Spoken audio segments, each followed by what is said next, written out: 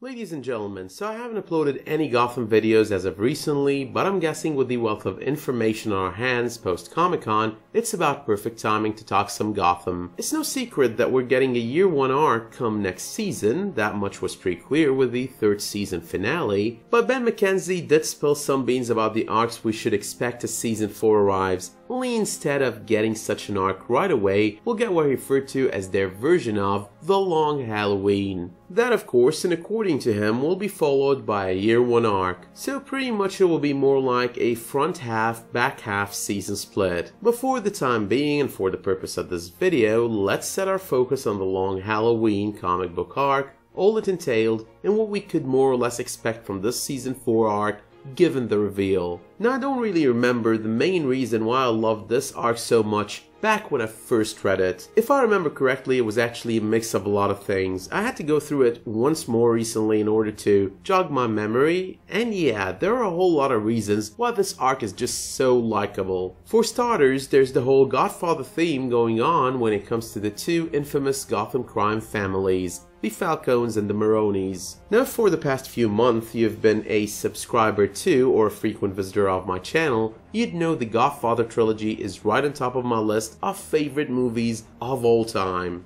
But besides the Godfather theme to the two families, the arc also brought together some of my favorite Batman villains in varying capacities. The Long Halloween as well managed to play one hell of a twist at the very end. Now, the Long Halloween starts off by seemingly identifying the main villain of the arc. You're under the impression the main villain there is Carmine Falcone, but that just changes once you get 2 to 3 issues into the 13-issue arc. At the very start, we see Falcone wanting votes of the board of directors of the Gotham City Bank in order to invest money with them. Bruce Wayne, who happens to be a member of the board of directors of the bank, is of course totally against it. But when he realizes he can do it alone, not as Bruce Wayne at least, that his vote is not enough and that other votes might overpower his, he manages to change things as Batman, ending up on top of things in the bank. However though, down the road, Falcone temporarily manages to get what he wants by hiring Poison Ivy to seduce Bruce Wayne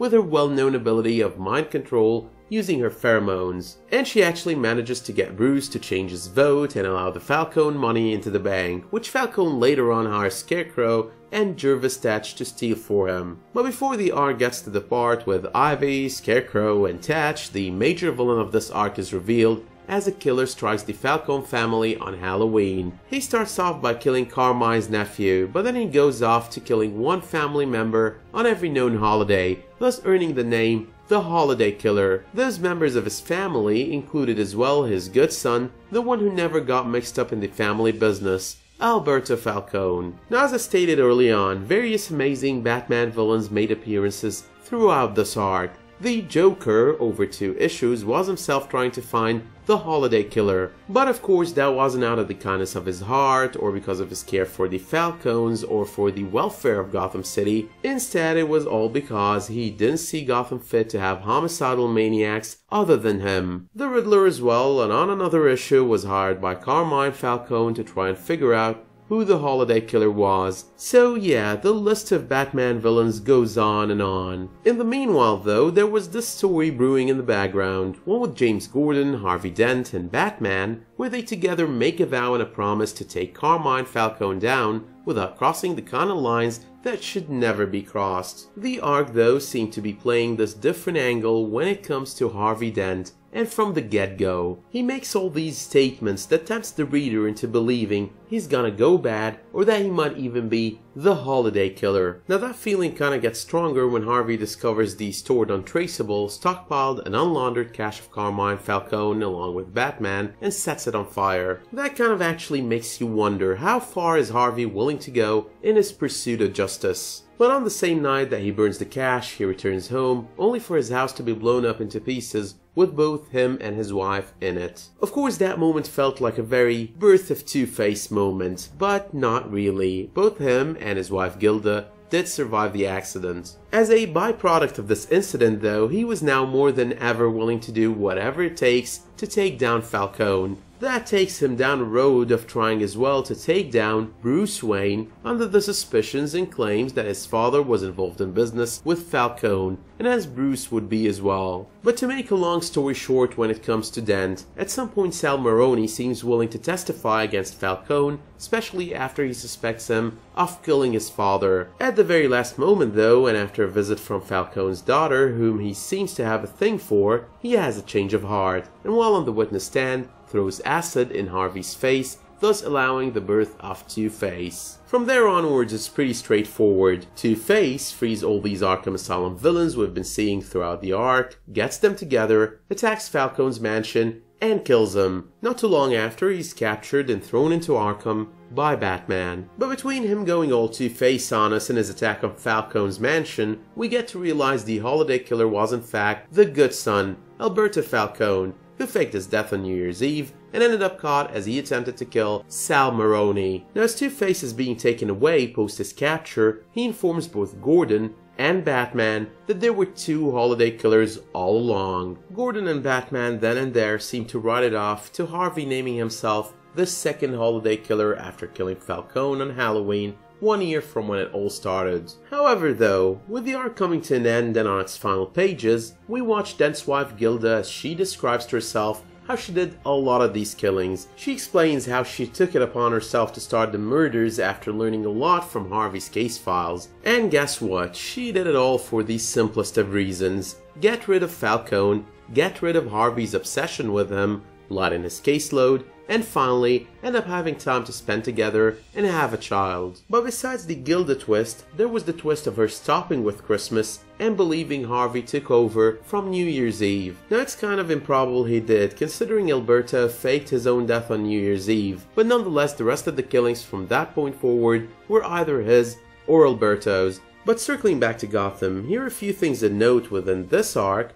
that we can expect to see, or sort of expect to see, on the 4th season of the show. Number 1, when it comes to Bruce and Selina, the relationship they have and which we get to see on the pages of this arc could probably come to effect on the show. On one hand, we would have Bruce and Selina in a relationship, while on the other, they would be at odds at times and working together at others, as a younger version of Batman and Catwoman, not knowing who the person happens to be that is under the other's mask. Number 2, we've not seen Harvey Dent in a while. A long while actually, since the 12th episode of the 2nd season. But Ben McKenzie's talk about the Dark Halloween arc kind of made me wonder if we'll ever get to see the man make a comeback as Two-Face, or if at least we'd end up seeing some sort of a Two-Face prototype. But moving on to the 3rd point on my list, I probably didn't mention this, but over the pages of this arc, we get to see Solomon Grundy 2 times. The second is when Two-Face then gets Solomon Grundy the same way he got the Batman rogues together and attacks Falcone at his mansion. The first though is on Thanksgiving, when Batman chases the man suspected of building the bomb that blew up Harvey's house down the sewers,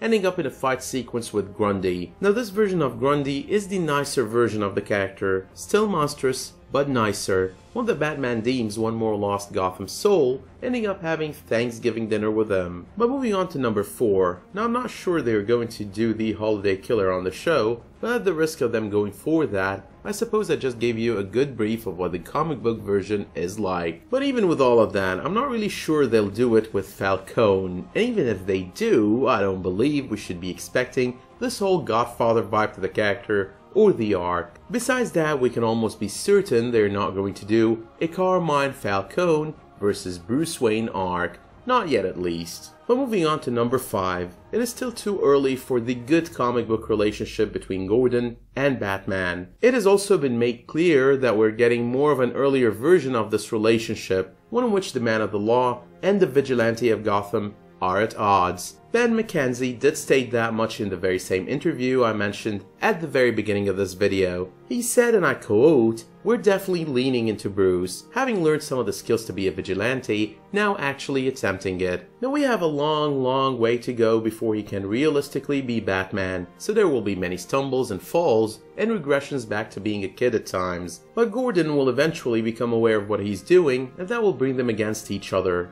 But moving on to number 6, it was fairly strange to watch Batman seek the Calendar Man's twisted wisdom on the pages of this arc, making him into some sort of a consultant on everything holiday killer. Now, I'm not sure he's going to be on the 4th season, but it is definitely a possibility he could end up showing up there. The calendar man is pretty much a freak of nature. As a child, Julian Day's father never came back home this one Christmas Eve, while Julian waited for him at the bus stop for days, all the way up until New Year's Eve. This experience ended up changing him, making him obsessed with the calendar, giving meanings to different days, and suffering different mood swings on each of them. But on the first Mother's Day to follow, his distant mother pushed him away as he tried to get closer to her, something that put him in a state of uncontrollable rage. He only realized he was holding his mother's beating heart in his hands once he got hold of his senses. Now, when he realizes his father is still alive and well, he finds him, visits him on Father's Day, tries to clear the air between them by having the afternoon to themselves, and of course the homicidal maniac that he is kills his father and uses his parts as lure for the fish. I don't really think I need to say more here, because you could just imagine what kind of man Julian grew into. But finally, moving on to number 7. So given the part of the arc where Ivy seduces Bruce, you've got to wonder if we're gonna get a Bruce Wayne-Ivy Pepper relationship on the 4th season. I believe a lot of fans were kinda asking that question when season 3 announced the sudden growth of Ivy prior to it premiering, and with McKenzie's long Halloween statement, it could be a possibility that we see that kind of arc on the show during the events of the front half of season 4. But then again, given McKenzie's use of the words "our version of the long Halloween," it might be all a continuation of the events of season 3, with the chaos ensuing as a product of the release of the Tetch virus. But in all cases, a lot of villains, old and new, will rise, and it will hopefully be one more glorious season of Gotham. Now do let me know in the comments what you think of them playing this arc on the show, or a variation of it, especially if you've read the comic book version in the past. Let me know as well if you liked this video by dropping me a much appreciated like, and make sure you subscribe and enable notifications while you're at it. And until I see you next time, thank you all for watching, and have a wonderful day.